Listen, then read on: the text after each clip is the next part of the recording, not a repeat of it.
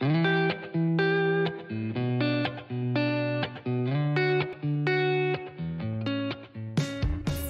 et bienvenue sur le podcast des locomotives. Notre mission, t'apporter de l'inspiration pour te donner envie d'aller au bout de tes projets et de tes rêves. Dans chaque épisode, tu entendras des femmes raconter leurs histoires, parcours atypiques, choix de vie audacieux ou encore les projets fous qu'elles ont réalisés. Parce qu'on a toutes besoin de s'inspirer pour décoller. Du mouvement, du bruit, de la fumée, laisse-toi entraîner par les locomotives. Le burn-out a rencontré Laura il y a quelques années et lui a fait prendre une toute autre direction. Elle n'avait jamais voyagé et ne parlait pas un mot d'anglais. Mais rien n'arrêta Laura et elle décida de partir en Australie. Un voyage dépaysant, mais aussi un voyage spirituel qui lui fit découvrir la vie sous un autre angle. Laura est aujourd'hui une photographe passionnée et c'est ce qu'elle va partager avec nous dans cet épisode.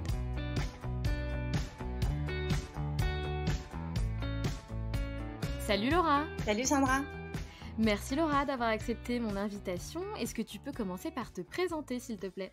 Oui, alors je m'appelle Laura, j'ai 32 ans et je suis photographe. J'ai créé mon activité il y a maintenant 4 ans. Ouais, tout à fait. Et d'ailleurs, tu ne venais pas du tout de ce milieu-là, de la photographie. Donc raconte-nous un peu Laura, quel est ton parcours et comment tu en es arrivée là? Oui, alors du coup, à la base, donc je viens pas du tout de la photographie puisque j'ai travaillé dans l'industrie du textile, du prêt-à-porter. J'ai un parcours scolaire qui est un petit peu atypique puisque j'ai réalisé toutes mes études avec une grosse partie, on va dire, avec le CNED, donc par correspondance, et donc du BEP jusqu'au Master 2. Master 2 que je faisais un jour et demi par semaine avec l'école de commerce Schema. Donc du coup, en fait, toutes ces études-là, enfin cette manière de faire mes études, ça m'a permis de commencer à travailler très jeune. Donc j'ai commencé à 15 ans et du coup dès 19 ans à avoir mes premiers postes à responsabilité en tant que responsable de magasin. Jusqu'à 25 ans, j'ai été directrice régionale. Voilà, je sais pas si en fait, voilà, les deux sont vraiment indissociés. J'ai un parcours scolaire et d'un côté et j'ai commencé voilà mon parcours professionnel assez jeune. Ok, et donc ensuite, que s'est-il passé? Donc, tu es restée dans plusieurs années dans l'industrie du textile. Donc, qu'est-ce qui s'est passé? Qu'est-ce qui t'a fait changer de chemin? Oui. Alors, du coup, à 25-26 ans à peu près, c'était ma dernière année de Master 2, avec Schema. Et donc, cette année-là, donc, j'étais directrice de magasin et j'avais aussi donc 5 autres magasins à gérer dans le sud de la France. Et en fait, ça a été une année un petit peu particulière parce que j'ai subi beaucoup de harcèlement moral de la part de mon entreprise, etc. Et en gros, ce qui s'est passé, c'est qu'un jour, j'ai craqué. Ça a été plusieurs mois un petit peu où je pense que je me suis un peu enfoncée dans un burn-out et puis du jour au lendemain, j'ai décidé de tout plaquer et puis de partir en Australie. En gros, la vie, je te la dis comme ça, mais ça, voilà, en l'espace de 3 mois, tout a basculé et puis j'ai juste sauvé mon master parce que je me payais quand même mes études et c'était quelque chose que voilà, j'arrivais vraiment au bout et à la fin de mes études et je voulais vraiment sauver ça et voilà. Et donc du coup, j'ai pris mon master en poche et j'ai dit bye bye à la France et à tout ce qui m'entourait. Et ciao! Mais c'est souvent ce qui arrive, hein. D'ailleurs, je sais pas si tu as écouté, d'autres épisodes, mais souvent c'est ça quoi. On quitte notre quotidien pour partir voyager et se ressourcer. Et alors du coup, toi, pourquoi tu as choisi l'Australie? Alors, en fait, ce qui se passait à ce moment-là, c'est que du coup, comme j'ai fait toutes mes études par correspondance, donc j'avais pas de prof à la maison, donc j'avais quand même quelques lacunes avec certains cours, dont l'anglais. J'étais hyper mauvaise en anglais et j'étais très frustrée parce que j'avais envie d'évoluer dans mon métier, mais les portes se fermaient parce qu'il me manquait vraiment l'anglais, quoi. Et là, en fait, il y avait, du coup, pour pouvoir partir, tout quitter, apprendre l'anglais, j'avais deux options. J'avais l'Australie et j'avais l'Angleterre. Et en fait, l'Angleterre, je me suis dit, bon, déjà, si jamais j'ai un problème, c'est beaucoup trop facile de rentrer en France. Et puis, bon, en plus de ça, l'Australie, quand même, c'est un petit peu plus sexy. Donc, C'est pas faux. voilà, du coup, ça a été l'Australie, mais la motivation principale, c'était de prendre du temps pour moi, de faire une pause. J'imaginais partir même pas 6 mois, de faire vraiment une pause et surtout, voilà, d'apprendre à parler anglais pour prétendre plus tard à un métier, à évoluer dans mon métier actuel, quoi. D'accord. Et du coup, comment ça s'est passé? Tu es partie seule? Tu avais, mis un peu Ouais. d'argent de côté? Quel était ton plan? Alors, j'avais pas beaucoup d'argent de côté. Je suis partie, je crois, avec 2 000 euros ou 2 500 euros, sans Effectivement, c'est vraiment pas grand-chose. c'est pas grand-chose, surtout que l'Australie, ça coûte très, très cher et puis, Ouais. du coup, voilà, il fallait arriver là-bas et travailler tout de suite, quoi. Et en fait, au début, je devais partir toute seule et puis un jour, j'en ai parlé à une copine, voilà, je crois que c'était à 1 mois du départ, j'en ai parlé à une copine qui était un peu dans la même situation que moi et elle m'a rappelé 1 heure après en me disant, «Viens, on part toutes les 2». Et en fait, ça a été super qu'on parte ensemble parce que, sur le papier, ça paraissait, magique comme voyage, mais les débuts, sont quand même assez difficiles. Moi, j'avais jamais voyagé, de cette manière-là. J'étais jamais partie en solo, c'était quand même le bout du monde, voilà. C'était beaucoup, c'était tout se passait sur un coup de tête. Donc finalement, c'était aussi pas plus mal, voilà, d'avoir ce soutien, d'être à deux, cette force d'être à deux, quoi. Ah ben, c'est clair parce que souvent donc il y en a beaucoup qui partent seuls, mais quel courage il faut. Donc effectivement, c'est génial si tu as une personne, qui t'accompagne, pas forcément pendant tout le long de ton voyage, mais en Oui, tout cas pour, faire le premier pas, ensemble, c'est génial. C'est un vrai coup de complètement. pouce. Ah oui, oui, complètement. Mais les débuts, en plus, on a eu vraiment les tout débuts. Le premier mois, il a été très, très difficile au final. On s'attendait pas du tout à ça l'une et l'autre.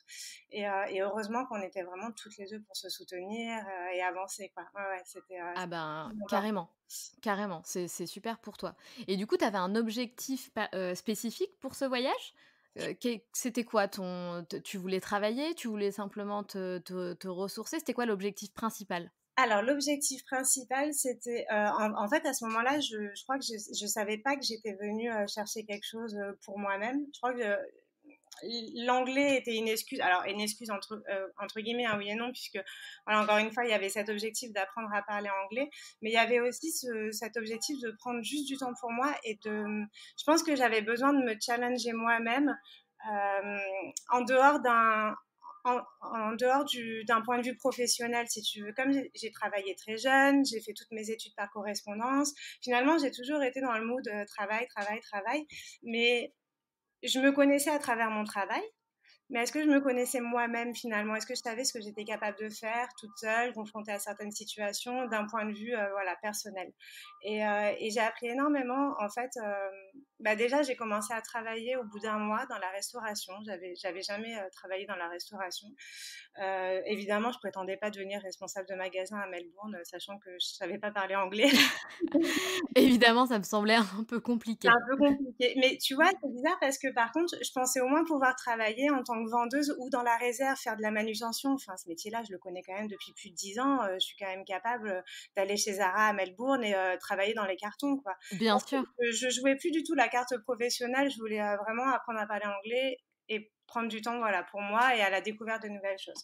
Et bref, donc, en fait, j'ai commencé à travailler donc dans un restaurant où j'ai été embauchée d'ailleurs parce que j'ai pas compris mon entretien. Cette histoire, elle est assez rigolote. Ça a l'air très drôle en tout cas. Bah oui, en fait, en gros, bon, je posais des CV, j'ai dû poser 300 CV pendant un mois, et puis un jour, je vais poser un CV dans un resto, et je fais un entretien avec un manager, et je comprenais rien. Là-bas, en Australie, en plus, ils parlent le slang, enfin, c'est leur patois australien, ils mâchent tous leurs mots, ils parlent vite, enfin, je comprenais absolument rien. Et du coup, bref, je sors de cet entretien-là et j'ai l'impression que ça s'est bien passé. Et donc le lendemain, je me présente juste avant le service et puis voilà, j'arrive en petite tenue et puis je retombe sur ce manager et il me dit mais qu'est-ce que tu fais là? Et je dis bah je viens pour l'essai. Et là, il m'a regardé en fait, mais alors c'était rigolo parce qu'il avait un air très bienveillant finalement. Il m'a regardé avec un petit sourire au coin et en me disant bon bah ok puisque t'es là, viens. Mais en fait il m'avait juste la veille, il m'avait refoulé quoi. Il m'avait dit bah non meuf tu parles pas anglais, t'as pas d'expérience, enfin tu vas être un gros problème, je veux pas de toi quoi. Ah ma En pauvre, plus et tu c'était avais le pas mois du tout compris d'octobre. ça? Mais non, moi j'avais pas compris ça. Et le mois d'octobre en Australie, en fait t'as énormément de backpackers qui arrivent et du coup c'est leur saison et en fait ils ont vachement de personnes sur le marché du travail. Donc si t'as pas de compétences, ils ont aucun problème à dire non, quoi. Et donc voilà, donc en fait, j'ai eu mon premier boulot qui a duré pendant 5 mois et demi parce que j'avais pas compris. Et en fait, c'est génial parce que ce soir-là, donc j'ai juste montré que malgré la langue, en fait, j'étais rapide, j'étais soignée.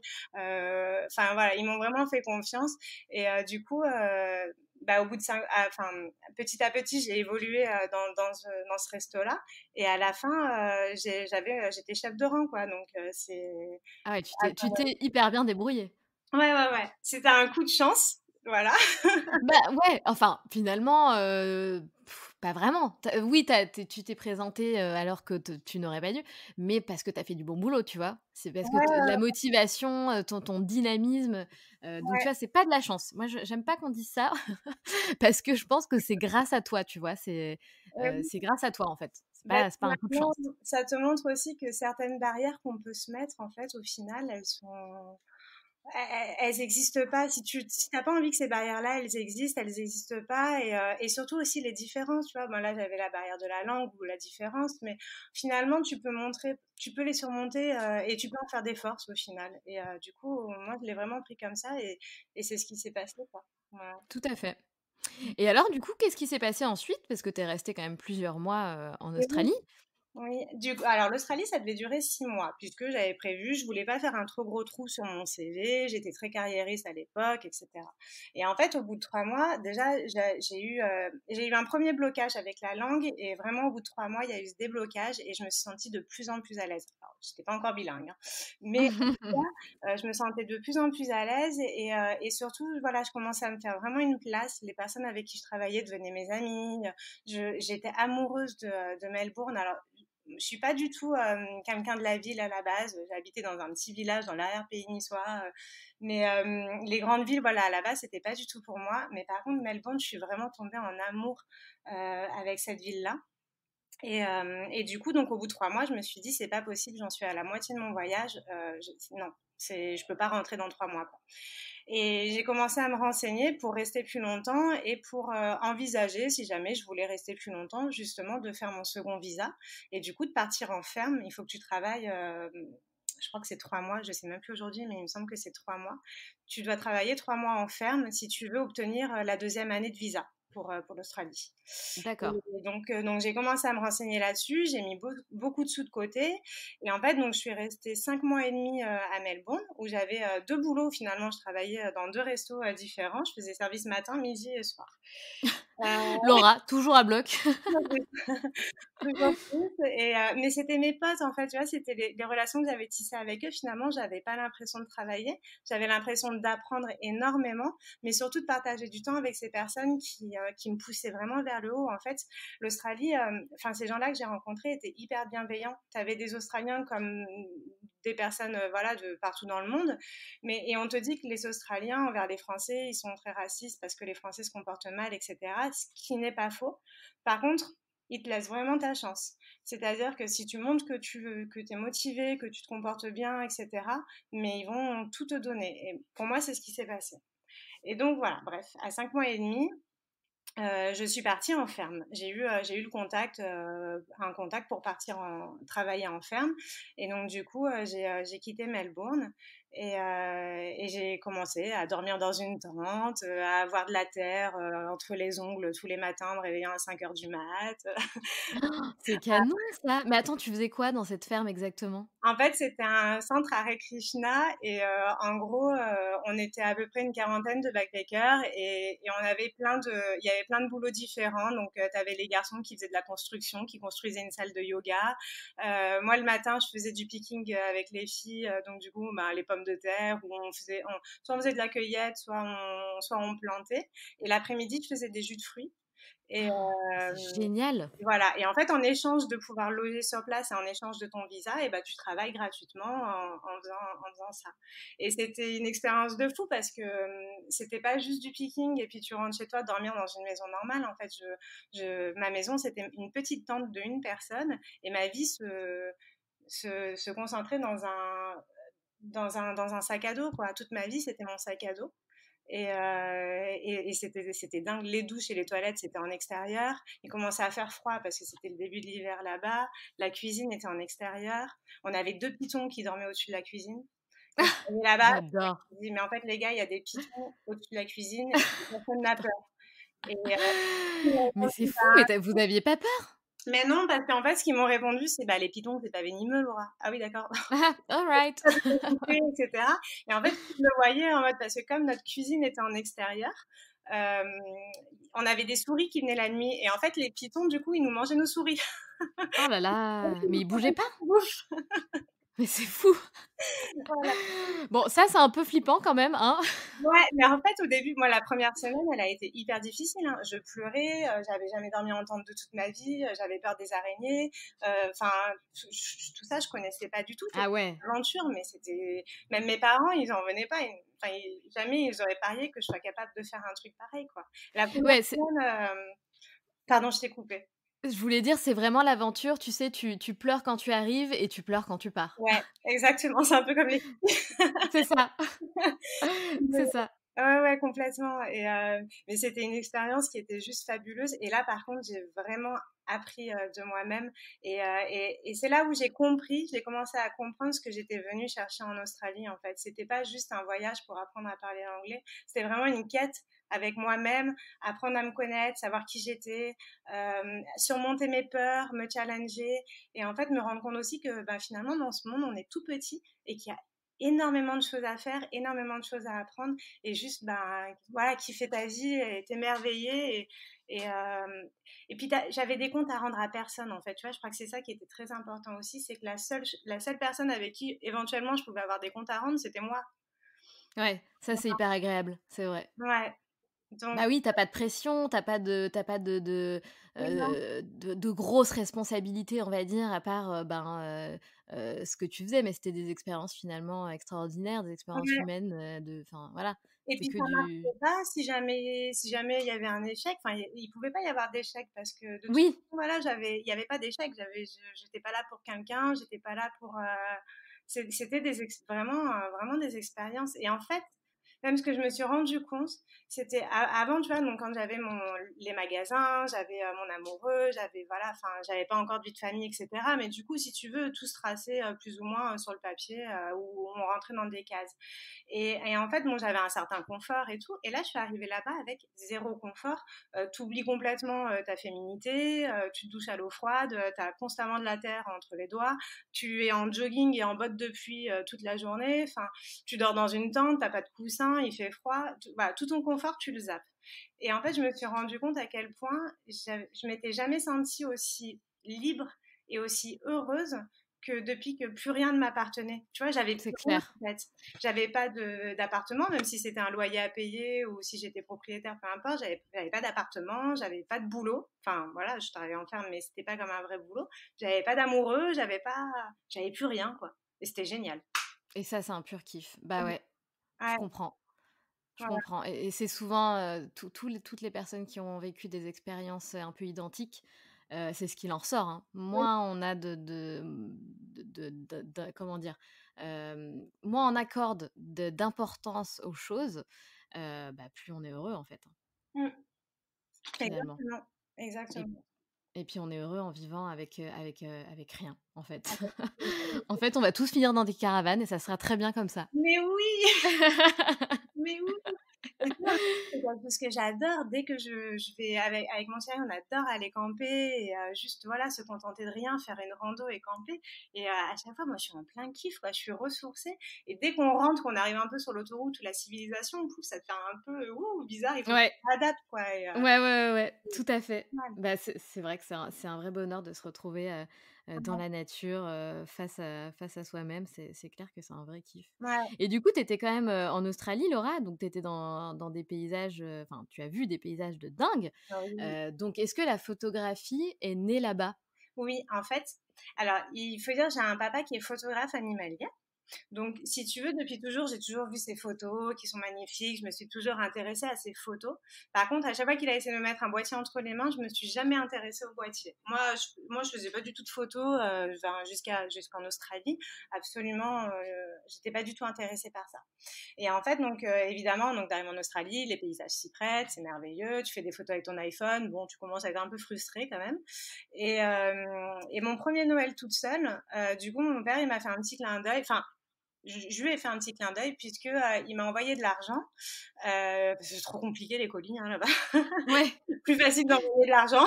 bien sûr. Tu t'achètes ce que tu veux. Et donc, du coup, le clin d'œil, c'était de m'acheter un appareil photo.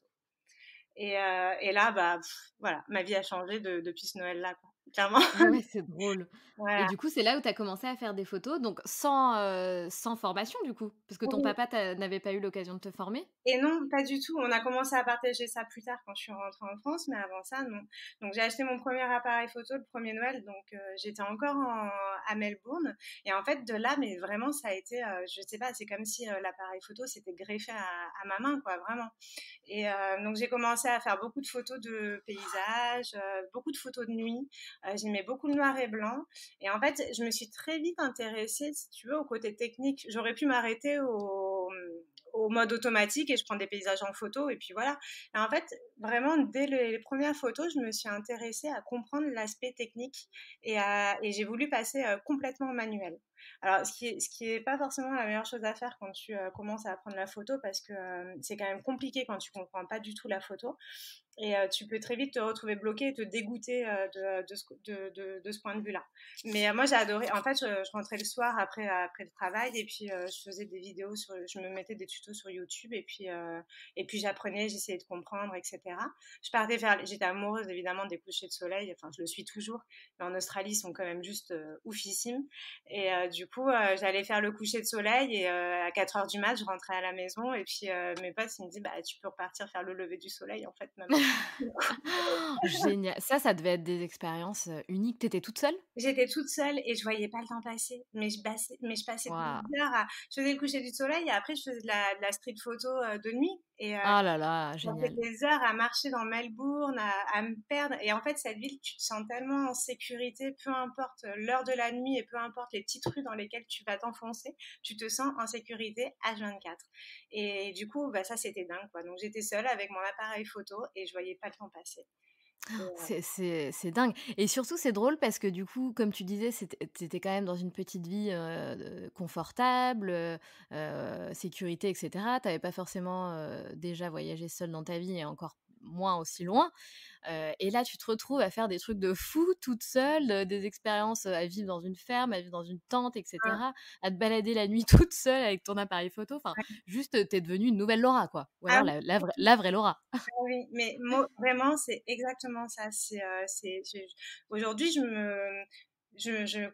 enfin, voilà, c'est mon passé, mais je suis vraiment la nouvelle Laura depuis ce jour-là. Ma vie, elle a vraiment changé et j'ai appris à me connaître, j'ai appris à connaître mes valeurs, j'ai appris à savoir ce que je voulais, mais surtout ce que je voulais pas. En fait, j'ai posé vraiment des mots, j'ai répondu sans m'en rendre compte. Enfin, j'ai vraiment fait le point de tout ça un peu plus tard, mais sans m'en rendre compte, je répondais à plein de questions que je me posais envers moi-même.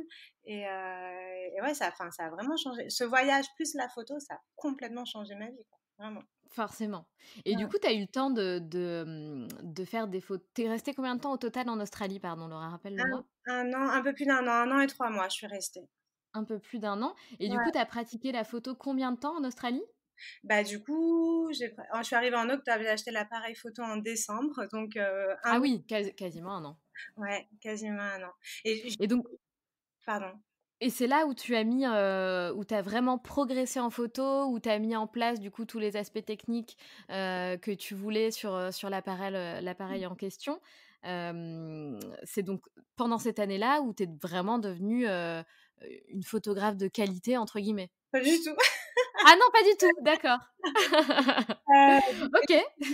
Bah, après, honnêtement, il y a une de mes premières photos que j'ai fait à Sydney. Pour moi, c'est une des plus belles et je l'aime, mais profondément. Mais en plus, bon, elle représente quelque chose de sentimental. Mais quand je la montre aux gens, elle fait aussi de l'effet, tu vois. Donc, je faisais quand même des jolies photos à l'époque. De là à dire que j'étais une photographe de qualité qui peut demain arriver et dire je me lance en tant que photographe, pas du tout, du tout, du tout. Mais en fait, donc, en gros, je suis rentrée d'Australie un peu plus d'un an plus tard. Et puis, donc, évidemment, j'ai commencé à partager ça avec mon papa. Et toutes les choses que je comprenais pas, parce que j'avais encore des blocages sur certains aspects de la technique de la photo, même si j'essayais de geeker entre guillemets là-dessus. En plus, moi, je vais être plus enfin voilà, de base, je suis quelqu'un de plus créative que de la technique, c'est pas du tout quelque chose qui m'intéresse.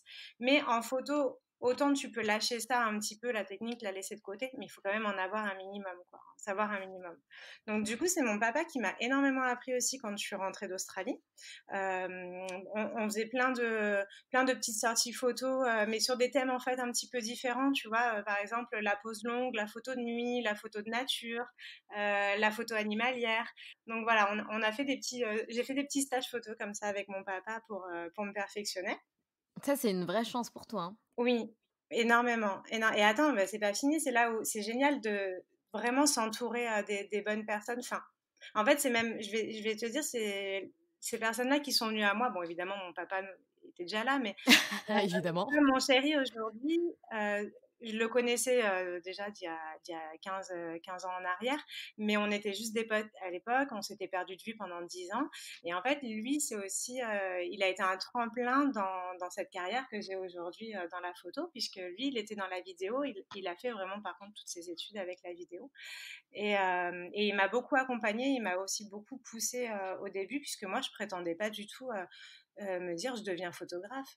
Ça faisait qu'un an que je faisais de la photo. Tu ne deviens pas photographe comme ça.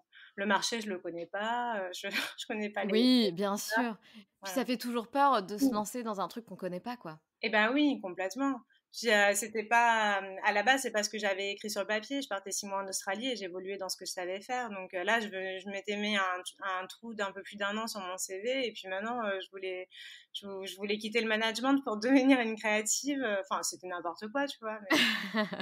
Mais, Et donc du coup, ce chéri formidable, qui est ton chéri actuel, c'est donc grâce aux 2 hommes de ta vie finalement, que tu as pu te lancer et créer ton entreprise de photographe. bah, écoute, un petit peu parce que en fait, mon père, lui, il en fait pas son métier. Donc, d'un point de vue pro, il en fait pas son métier, mais enfin, ouais, bref.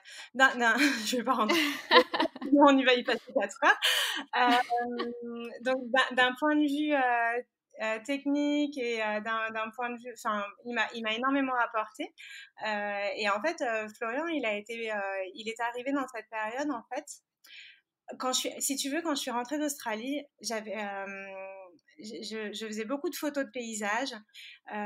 Par contre, je faisais jamais de portraits. Je prenais jamais les gens. Alors, si je prenais les gens en photo, je les prenais de dos. Et je pense que, si tu veux, j'avais aussi ce rapport avec l'humain. J'avais été très blessée avant de partir en Australie. Euh, et je sais pas, j'avais comme une certaine timidité, une certaine perte, enfin, j'ai eu une grosse perte de confiance en moi. Et j'avais très peur aussi d'aller vers des personnes que je connaissais pas. Et du coup, quand je prenais des personnes en photo, si jamais il y avait de l'humain dans mes photos, c'était toujours des personnes qui étaient de dos ou vraiment c'était très subtil. Et en fait, Florian un jour m'a dit tes photos elles sont magnifiques, vraiment t'as un œil, t'as une patte, t'as de la créativité, c'est super. Par contre, vas-y, mets-toi dans le portrait, c'est vraiment ce qui te manque dans ton portfolio et je suis sûre que tu ferais des choses géniales. Et en fait, donc, je pense que ça a été un peu déclencheur cette phrase-là, et j'ai commencé à faire mes premiers shootings un peu d'essai sur des potes, un shooting mode, un shooting couple, etc. Et en fait, là, ça a été la révélation, une nouvelle fois, une nouvelle révélation. Une nouvelle révélation. Exactement. Et là, là, ça y est, j'étais partie, quoi. C'était, tu m'arrêtais plus. Je voulais faire des shootings tous les jours. Je voulais essayer des Une choses. vraie passionnée. Ah ouais, ouais, ouais. Ah, c'était, voilà. Et alors du coup, tu t'es spécialisée, pardon, dans quoi? Alors du coup, je me suis spécialisée, on va dire, alors déjà en mariage. En fait, tu veux ça, c'est quand je suis rentrée d'Australie, en gros, en janvier. Ça, il s'est passé, voilà, le, le moment où je voulais essayer de faire du portrait, etc. Mais par contre, je prétendais toujours pas devenir photographe. Hein. J'avais pas le matos qui allait avec, je connaissais pas le marché encore une fois, voilà. Et en fait, j'ai repris un boulot de responsable de magasin parce qu'il fallait bien retravailler. Et au bout de 3 mois, si tu veux, je l'ai quitté en me disant c'est le moment ou jamais. Je suis malheureuse, je retourne à la case départ, c'est n'importe quoi. Je pensais qu'à la photo, je passais 8 heures au magasin, j'avais qu'une seule envie, c'était faire de la photo. Et Flo et mon père me disaient, mais vas-y, mais lance-toi. Et si tu veux, du coup, j'avais des droits au chômage que j'avais mis en stand-by, puisque bah, j'étais partie en Australie, etc. Et quand je suis rentrée, j'ai commencé tout de suite à retravailler. Et en fait, j'ai vu l'opportunité, clairement, je pouvais monter ma boîte et me faire aider par les droits au chômage, du coup, si jamais je faisais pas mon chiffre d'affaires à la fin du mois, quoi. Bien sûr. Donc, tout ça pour en revenir à ta question qui était... Qui était dans quoi, dans quel type de photographie, tu t'es spécialisée? Ah oui, voilà. Et en fait, donc à ce moment-là, je savais pas du tout dans quoi me spécialiser. Enfin, je savais même pas si je devais me spécialiser. Je prenais clairement tout ce qui arrivait. Et ce qui était assez drôle, c'est que j'avais des demandes pour des shootings, alors que pour moi, j'avais aucune légitimité en fait dans ce que je faisais. Comment ça se fait que j'ai pas de site internet, j'ai pas lancé ma boîte, je fais rien, je communique pas et j'ai des demandes. C'est quand même fou. Oui, mais c'est marrant, il y a toujours ce syndrome, De la- ouais, c'est Oui. ça, c'est fou, hein. Mais alors, C'est, 4 ans plus tard, je l'ai toujours, hein. Tu sais, ça, c'est oh non! le syndrome de l'imposteur. On pourrait faire un enregistrement en parlant que de ça. C'est dur! Ouais. Bon, on en reparlera, mais du coup, c'est au bout de 4 ans quand même, tu devrais avoir confiance en la qualité de ton travail? Alors, j'ai confiance en la qualité de mon travail, mais en fait, c'est assez rigolo quand tu lances ton entreprise sur un métier que tu connais pas forcément à la base. Au début, tu te sens pas légitime. Ensuite, d'un coup, tu as une poussée d'adrénaline où tu te sens capable de tout, mais tu es forte, tu t'éclates, etc. Et d'un coup, quand tu commences à avoir peut-être un petit peu plus de notoriété et quand tu commences à avoir plus de crédibilité, au lieu de justement garder ce mood, etc., là, tu commences à dire, mais pourquoi? Mais en fait, j'ai de la chance. En fait, les gens, ils comprennent pas. Je suis pas du tout légitime. Ils me voient vraiment comme quelqu'un de. En fait, dès qu'ils commencent à te voir un peu, dès que tu as cette impression de qui te voit vraiment comme quelqu'un d'ultra pro, là, ça y est, tes valises, elles sont posées et tout, bah là, tu te dis, mais en fait, non, les gars, moi, j'ai pas fait ça, j'ai pas fait des études là-dedans et tout. Et en fait, enfin, c'est un peu n'importe quoi. Mais non, Oui, mais c'est un de alors que ça n'a pas lieu d'être. Peu importe comment tu es arrivé là, si tu fais du bon travail, tu fais du bon travail, c'est tout. c'est clair. Mais en fait, je pense que c'est l'entrepreneuriat, c'est les montagnes russes. C'est un jour, Bien tu ne sûr. pas, et puis le lendemain, tu regardes ton mec et tu te dis, oh, je suis En fait, j'ai trop de pression, j'ai trop peur. mais regarde mes photos. Moi, du coup, lui, il se regarde, je vois un peu dépité. Il faut que je trouve les mots pour lui parler, là. C'est vraiment, Mais ça, c'est obligatoire, comme tu dis, c'est l'entrepreneuriat et je pense que ça arrive à tout le monde. ouais. Bon et du coup, tu t'es spécialisée dans quoi? C'est Alors, ça qu'on veut savoir. du coup, je me suis spécialisée beaucoup dans le mariage. Voilà, j'ai commencé, c'est venu à moi, mais vraiment par hasard, le mariage. Je pensais pas du tout aimer ça. Et dès le premier, je dis, ok, c'est ça que je veux faire. Et le mariage, ça allait très très vite. Donc la première, j'ai lancé l'entreprise en août. Donc la première saison, j'en ai fait 3 ou 4. Et en fait, dès la saison d'après, j'en avais la première vraie saison, j'en avais déjà 17. Ce qui est Ah énorme. ouais, C'est c'est énorme. énorme. Bah ouais, quand tu te lances, enfin, il faut rappeler que ça faisait moins de 3 ans que j'avais touché mon premier appareil photo. Enfin, c'est juste énorme, quoi. Mais à côté, par contre, je fais pas que du mariage, je fais aussi pas mal de corpo parce que j'adore travailler avec les entreprises. J'ai vraiment, je pense, un style qui est très reportage et du coup, bah, ça se confond très bien que ce soit avec le mariage ou que ce soit avec des entreprises, des événements d'entreprise, etc. Et ça me permet aussi de pas me lasser. Moi, je suis vraiment quelqu'un qui se lasse très vite. Et là, j'ai vraiment un super équilibre entre le côté corpo et le côté des mariés, enfin des gens authentiques dans leur vie de tous les jours, etc. Voilà. Oui et comme tu disais, je pense que c'est pas mal non plus de pas trop se spécialiser. Non, alors à la fois on te dit oui, il faut absolument se spécialiser. Si tu fais un truc, t'as pas le droit de faire autre chose, etc. Moi, je suis pas du tout comme ça. Et en fait, pourquoi pourquoi dire qu'il y a certaines règles justement si tu as envie de faire plusieurs choses, bah tu peux. Après, je me considère pas comme photographe animalière, photographe de mariage, photographe corpo, photographe immobilière, photographe culinaire. Non, mais si demain j'ai envie de faire du culinaire, bah je suis désolée, mais j'ai le droit, quoi, tu vois. Ah bah carrément, mais Voilà. carrément. C'est l'état d'esprit qu'il faut avoir d'ailleurs, je suis tellement d'accord avec toi. Ouais. Et Et donc trop moi je trouve ça génial, que tu fasses beaucoup de mariages parce que, j'adore les mariages, tu vois? Moi c'est mais je pense qu'on est beaucoup à adorer les mariages, à aller à des mariages, c'est chouette, il y a des bonnes ondes, en général c'est des lieux un peu sympas. Est-ce que tu as ce côté-là aussi de est-ce que c'est cool donc tu fais effectivement ton travail, tu photographies, ces moments de vie, magiques, mais est-ce que tu as ce petit côté un peu, te dire: «Ouais trop chouette, je vais encore, m'intégrer dans un mariage», enfin, est-ce que je trouve ça génial en fait d'arriver, dans plein de mariages différents, tu peux voir comment ça se passe. Est-ce que ça te plaît ce côté-là aussi? Ah, énormément. En fait, ce qui est génial, c'est que chaque mariage est très différent. Donc, tu vois, j'ai en plus de ça, du fait que je sois quelqu'un qui se lasse vite, déjà, j'ai ma partie mariage, ma partie corpo, mais en plus de ça, chaque journée est différente, chaque mariage est différent. Tu peux pas te lasser, c'est pas possible, en fait. Chaque marié est très différent aussi, chaque couple, chaque famille, chaque lieu. Et du coup, à chaque mariage, c'est l'excitation. Alors, c'est même très rigolo, c'est-à-dire que j'ai le trac la veille. Tout le Normal, normal. Toujours le trac, enfin la veille, Bah ouais, j'arrive et par contre une fois que je suis arrivée et que j'ai commencé à lâcher mes 2 premiers mots et à faire mes 2 premières photos, je suis dans ma bulle jusqu'à 2 heures du matin sans aucun problème, hein. c'est Mais, génial. Et les mariés ont des demandes très spécifiques ou pas? Non, alors en fait, non, pas très spécifique. Ça peut arriver, mais là comme ça, j'en ai pas une qui me vient vraiment en tête. Mais en fait, ce qui est génial aussi avec ce métier-là, c'est que petit à petit, tes clients te ressemblent énormément. Et du coup, quand ils vont voir déjà mes photos, que ce soit sur mon compte Instagram ou que ce soit sur mon site internet ou mes petits textes que j'ai écrits sur mon site internet, déjà à la base, la première fois quand ils vont me contacter, c'est parce qu'ils se sont retrouvés quelque part à travers les photos de mariés qu'ils ont pu voir dans mon style, que ce soit ma colorimétrie. Moi, je pense que j'ai un style qui est très solaire et du coup, j'ai beaucoup de mariés qui vont se retrouver là-dedans. Après, ça va être aussi le partage avec mes... C'est bizarre, mais j'ai beaucoup de mariés qui ont voyagé, en Australie ou ailleurs. Mais je vais avoir beaucoup de mariés qui ont voyagé, beaucoup de mariés qui ont eu une reconversion. Et ouais, petit à petit, vraiment, tu commences à avoir beaucoup de similitudes comme ça avec tes clients. Et après, il y a le feeling, évidemment, sans parler de la photo qu'on a au téléphone et qu'on a pendant nos premiers échanges, pendant notre rencontre et pendant toute la préparation du mariage.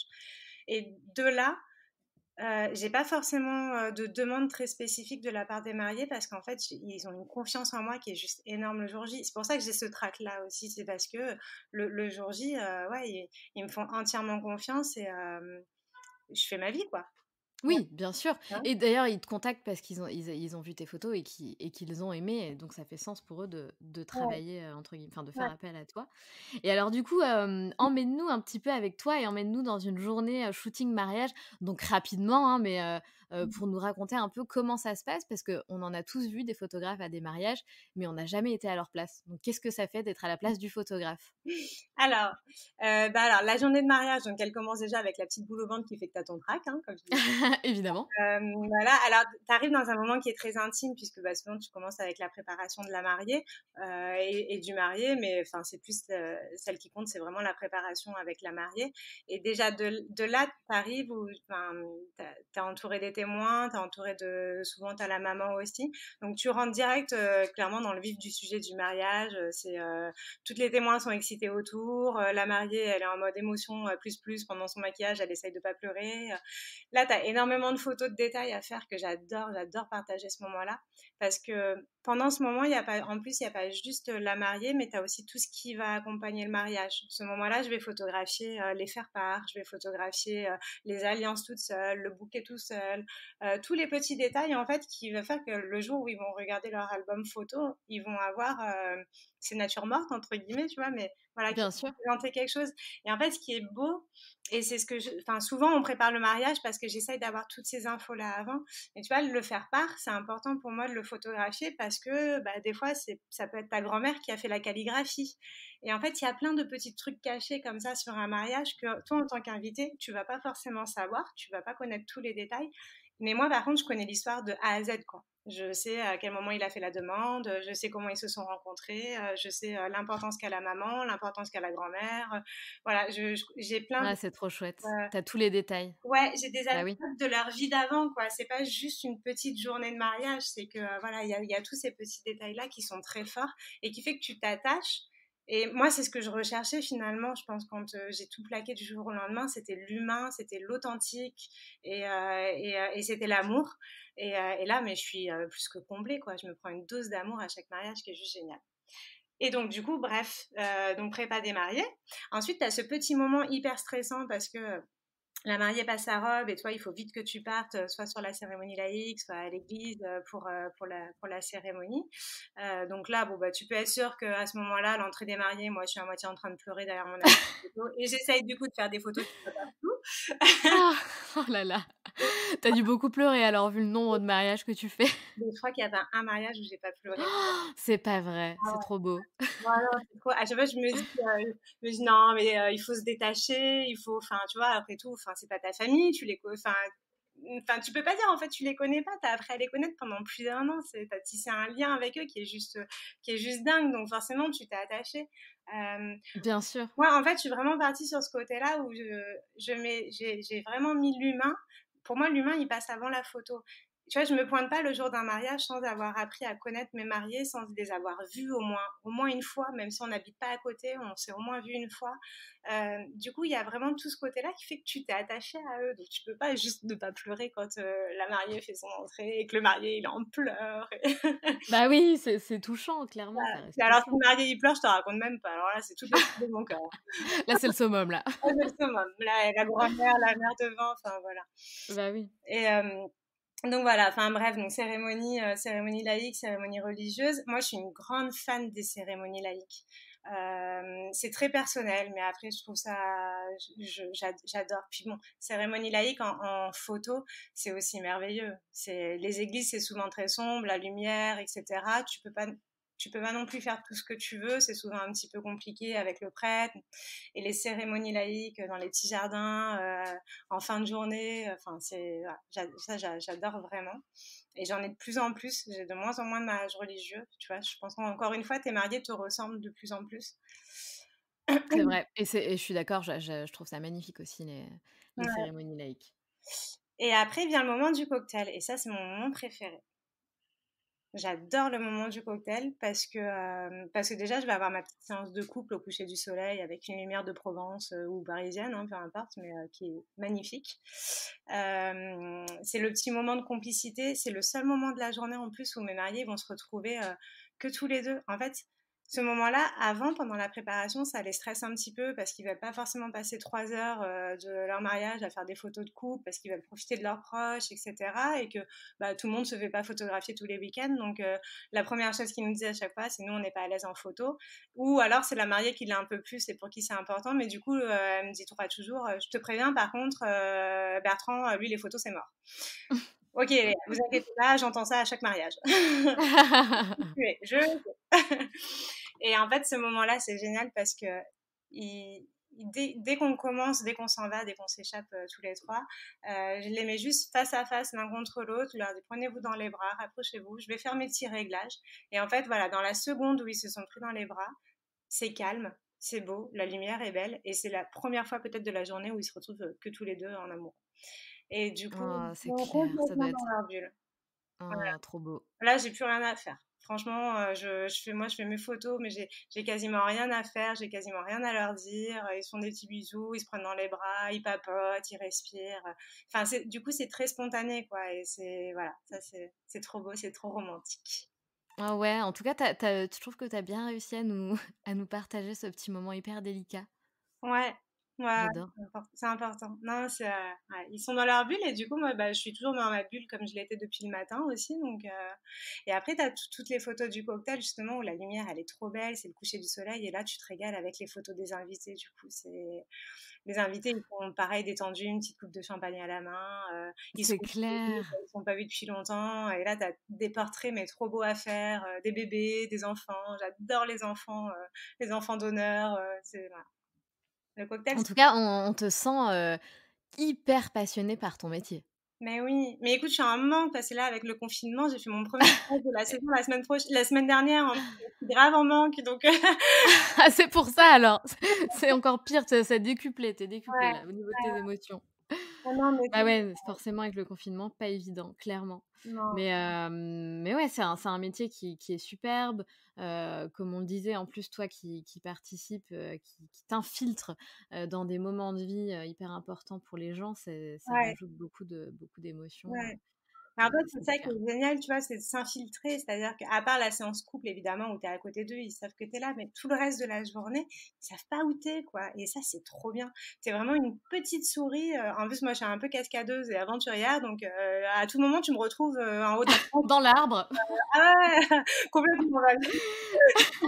complètement. Et ça, c'est juste génial que ce soit pour les photos des invités ou voilà, ou leurs photos à eux. C'est que t'es une petite souris, quoi.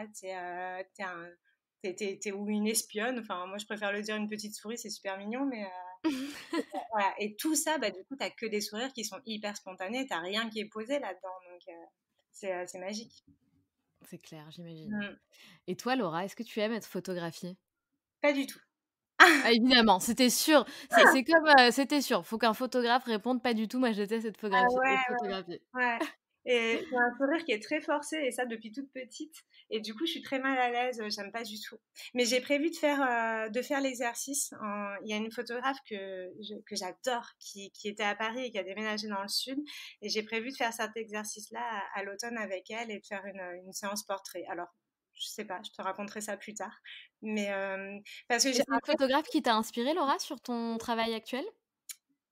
qui m'inspire de plus en plus aujourd'hui. Je l'ai connue un peu tard. Enfin, ça fait pas très longtemps que je la connais. Et aujourd'hui, elle m'inspire, mais oui, énormément. Alors, on n'a pas du tout le même style pour autant, tu vois. Mais je sais pas, c'est très poétique ce qu'elle fait. Et c'est aussi solaire. Donc, ouais, il y a quand même quelques petites choses qui reviennent et qui m'inspirent, ouais, beaucoup, vraiment. Est-ce qu'il y a des grands photographes qui t'inspirent ou que t'adores tout simplement? Ouais, alors du coup, enfin, c'est pas forcément en mariage, mais en reportage. Oui, peu importe. Ouais, il va y avoir Steve McCurry, par exemple, sur tout ce qui est la photo de voyage, la photo de reportage, etc. Salgado aussi. Doano, bien évidemment. Enfin, tu vois, c'est juste, Doano, c'est une évidence. L'amour, Paris, c'est... Alors, il y a beaucoup de photographes, mais qui sont aussi très différents.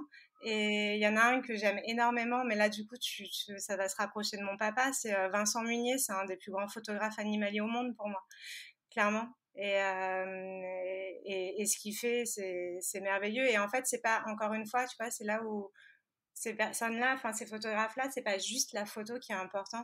Vincent Munier, par rapport à la nature, enfin, sa priorité, c'est la nature, c'est les animaux. Il a loupé, mais je sais pas, 30 000 photos dans sa vie, mais parce qu'il a vécu des choses qui sont juste complètement folles, en fait.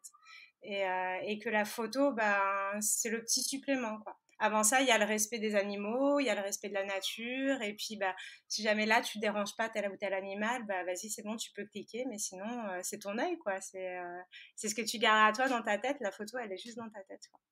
Et, Bien sûr. voilà, lui, il m'inspire beaucoup, juste, ouais, même dans ses livres. Voilà, s'il n'y a pas d'image, je pourrais l'écouter parler pendant des heures sur un Ah reportage oui. ou le lire, ouais, vraiment, énormément. C'est des valeurs. En plus de la photo, c'est vraiment aussi les valeurs qu'il a. Ouais, bien sûr. Et c'est d'ailleurs pour ça que tu l'affectionnes particulièrement. Ouais, voilà. Très bien. Et ben Laura, merci beaucoup de nous avoir emmenés avec toi. Un épisode de plus et un voyage de plus, hein. Ouais. C'est toujours extraordinaire pour moi d'écouter vos histoires, par quoi vous êtes passés, les épreuves de vie, les expériences qui ont changé votre vision de la vie. C'est toujours un plaisir pour moi, vraiment. Donc merci beaucoup Laura. Merci. Écoute, si un jour je me marie, peut-être que je ferai appel à toi, qui sait? Bah, en tout cas, je me donnerai à fond, ça c'est sûr. J'espère bien. Ouais. Bon, c'est pas prévu pour l'instant, mais qui sait, hein, on verra bien. Tu t'entendras. Voilà, c'est Ouais, ça. tu écouteras ce podcast. Ah non, mais alors écoute, j'ai la bague, mais comme on est des gens un peu pas pressés dans la vie, on s'est pas mis de deadline si tu veux, donc Ah, mais t'as on le déjà fera. la blague. Voilà, c'est ça, c'est step by step, tu sais? Mais on est cool, voilà, pas de stress. Écoute, nous, on est pareil, on se paxe dans 3 jours, tu vois. Donc, Ah! Et ben voilà. Et ben très belle nouvelle pour toi. étape par étape. C'est ça, exactement. Oui, c'est pas Mais bon. du coup, voilà, merci beaucoup Laura. Et comme tu le sais, donc on a un petit rituel dans le podcast Les Locomotives.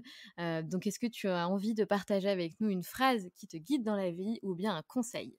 Ouais, mais j'en pourrais en avoir plein à te donner. On pourrait encore faire une demi-heure juste pour ça. Mais oui, en fait, il y a des petites phrases comme ça que j'ai depuis vraiment le début. Il y en a une avec laquelle je me suis vraiment lancée. Enfin, il y en a même deux. La première, c'était ce que je disais quand je suis rentrée d'Australie énormément. La seule chose qui nous retient à l'idée de faire ce que l'on aime, c'est nous-mêmes. Et ça, c'est vrai. Et il y en a une autre où je t'épargnerai mon accent anglais pour celle-là. Je vais te la dire en français. Mais en gros, ça dit ne me dites pas que le ciel est la limite alors qu'il y a des traces de pas sur la lune. Et ça, c'est vraiment pour dire à chacune que tout est possible et tout est réalisable du moment où il y a le cœur, où il y a la passion. Il faut écouter son cœur, en fait. Voilà, c'est vraiment ça. Et s'entourer des bonnes personnes, des personnes bienveillantes et juste se dire vraiment que tout est possible parce que tout l'est, quoi. Moi, aujourd'hui, ça fait 4 ans que ça dure et c'est juste merveilleux ce que je vis aujourd'hui et pour rien au monde, je regrette. Mais il faut juste se rappeler que ça faisait qu'1 an que je touchais la photo depuis quand je me suis lancée, quoi. Donc ouais, je confirme, tout est possible.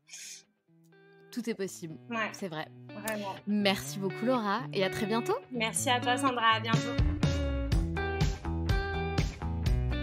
Si tu as aimé cet épisode, je t'invite à nous suivre sur notre compte Instagram.